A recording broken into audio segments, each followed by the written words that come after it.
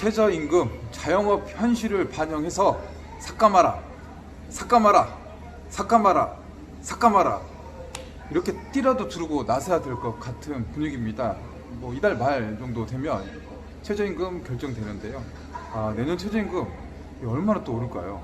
자영업 다 죽어 나가게 될 것 같고요. 일자리도 많이 줄어들 것 같습니다. 뭉치기 힘든 자영업 사장님들, 현장에서 좀 목소리를 내야 될 시기가 바로 지금이라고 생각을 하고 있습니다.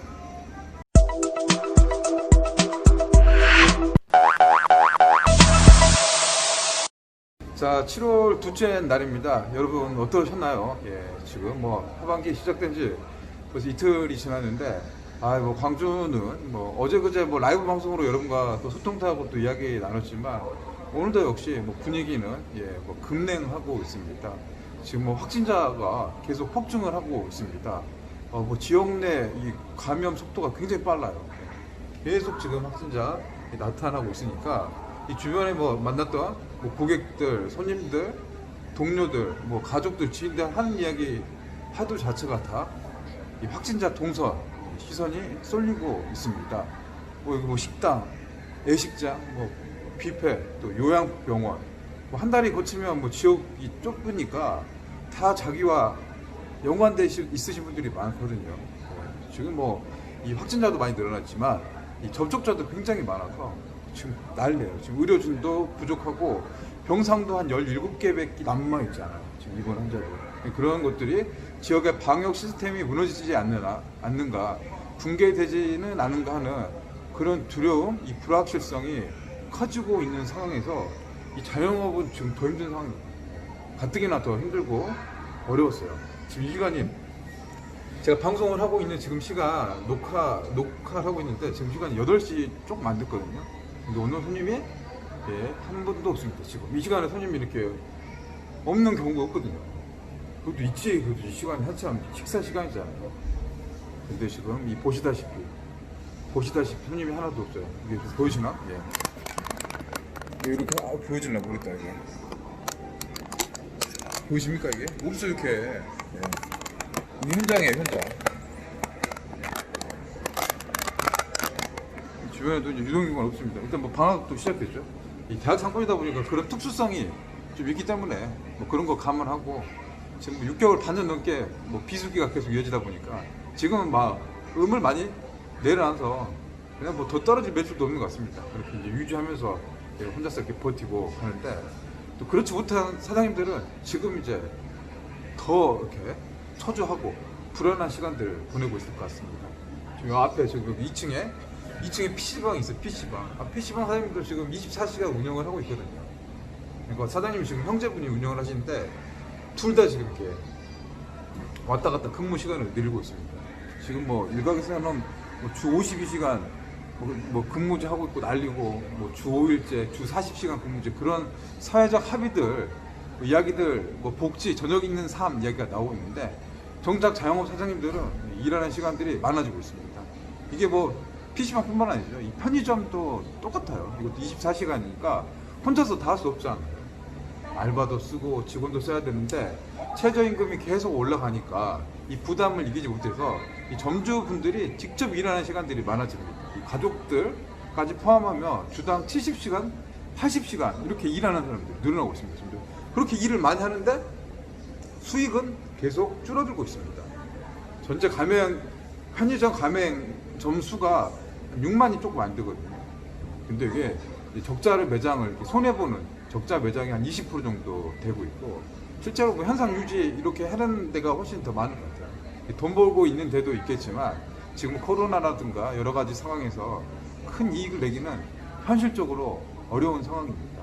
오죽하면 알바보다도 더 뭐 돈을 가져가지 못하는 이 사장님들이 더 많다는 게 이 편의점 업계의 그런 목소리들입니다.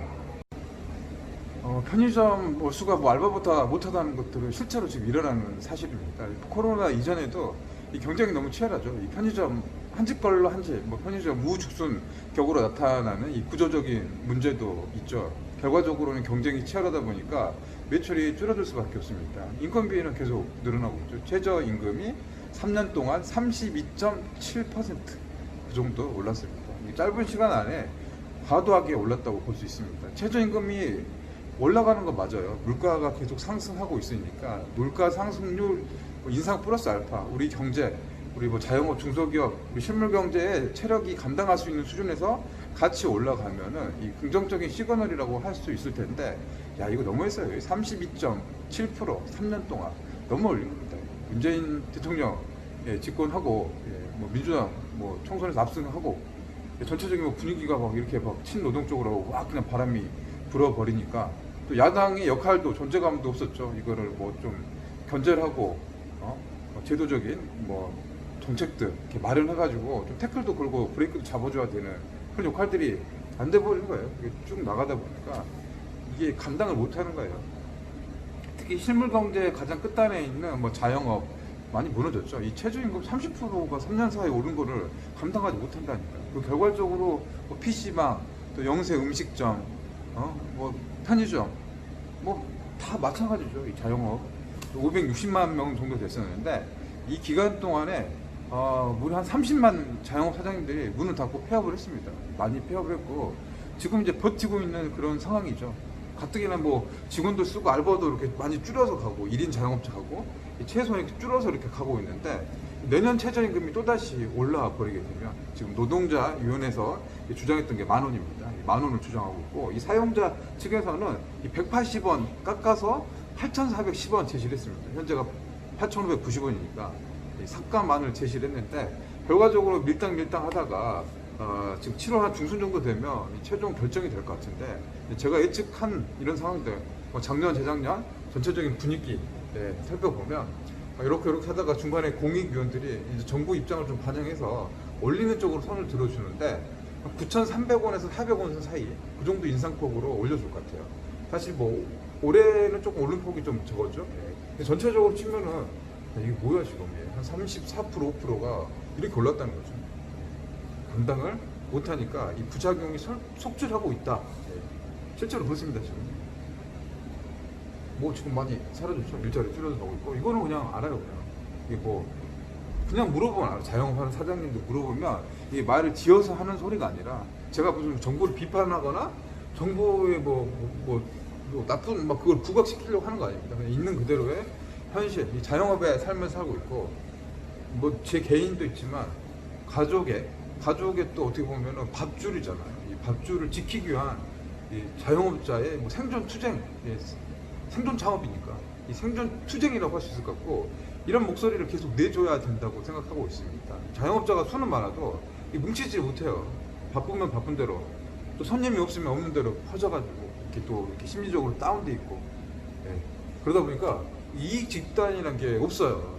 다른 곳은 뭐 예를 들어서 민주노총, 한국노총 이런 사람들은 이렇게 다 모여서 조직비 내고 뭐가 안 되면 이익 집단이 띠두르고 나가가지고 광화문 가서 이렇게 띠두르고 최저임금 올려달라고 뭐 난리치고 그냥 뭐 그냥 이렇게 하면 못 이긴 척떡 하나 더 주고 막 지금 그렇게 해왔었잖아요. 자영업은 이렇게 뭐 대변해줄 사람도 없고 뭐 정치에서도 뭐 사실 뭐 없어요. 표 받을 때만 잠깐 얼굴 보이고 국회의원 후보자들 총선 전에는 이렇게 한 번씩 왔다가 이렇게 뛰들어고 와서 이렇게 보이지 지금 보입니까? 안 보이잖아요. 관심이 없다는 소리죠. 이게 없으니까 조직화가 안 돼 있고 목소리를 낼 창구 자체가 없으니까. 그럼 이렇게 이대로 가다 보면 분명히 눈치 조금 보다가 9,000원 한 3,400원 올리고 내년에는 뭐 10,000원 이상 가겠죠. 올해 뭐 10,000원까지는 올리지 못할 거예요. 왜냐하면 코로나 때문에이라도 근데 이렇게 올려버리면 내년에 진짜 눈에 뭐 비도예요. 지금 다 그렇게 나갈 상황들이 좀 보입니다.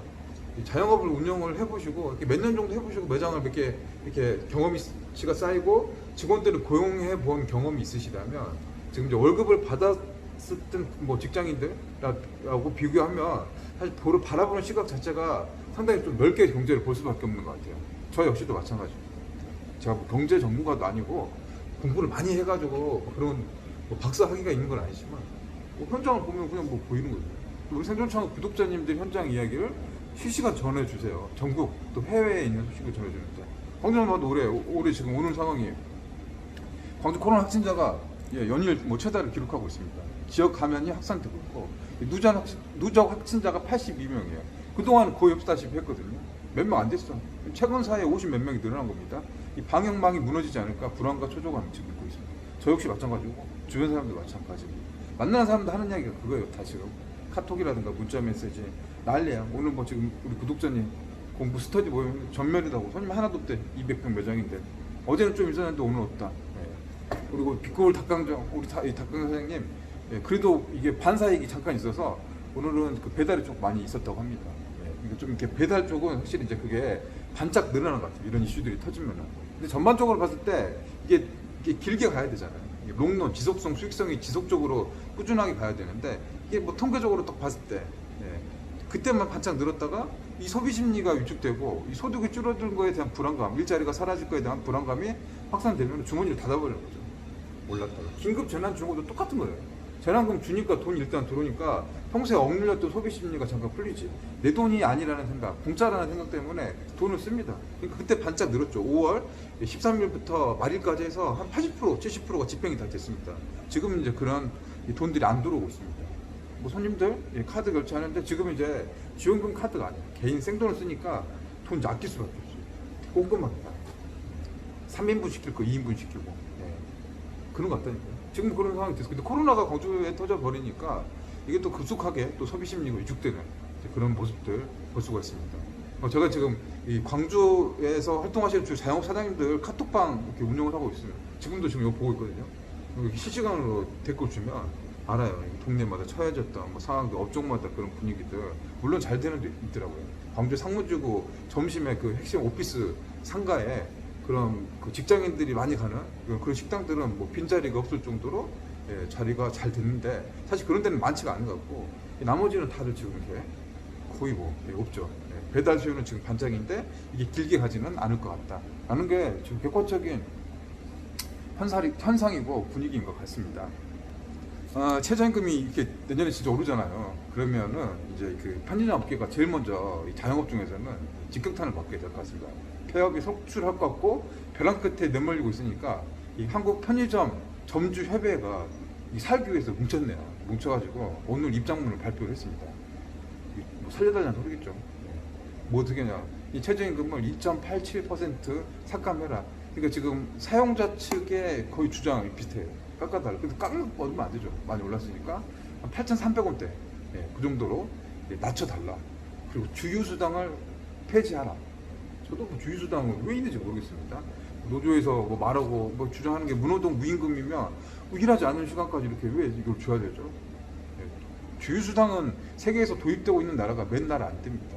과거에 우리나라 노동정책이 굉장히 취약하고 노동 현실이 열악했을 때는 이게 필요했을 거예요. 우리가 지금 변태일 열사처럼 그렇게 해서 뭐 악덕 사업주들이 넘쳐나고 뭐 돈 안 떼어먹고 악덕으로 하는 사장님들, 그런 사장님이세요, 여러분? 아니잖아요. 아니잖아요. 그런 시대가 지금 많이 바뀌는데 이런 것들은 좀 바꿔줘야 되죠. 폐지돼야 된다고 저도 생각합니다. 또 업종별, 규모별 또 차등 적용을 해라. 정 안 되면 외식업이라든가 영세 자영업 또 중소기업들 힘든 상황에서 버티지 못할 수가 있으니까 차등 적용해라. 이런 요구안들을 주장을 하고 있는데 뭐 반영이 어떻게 될까요?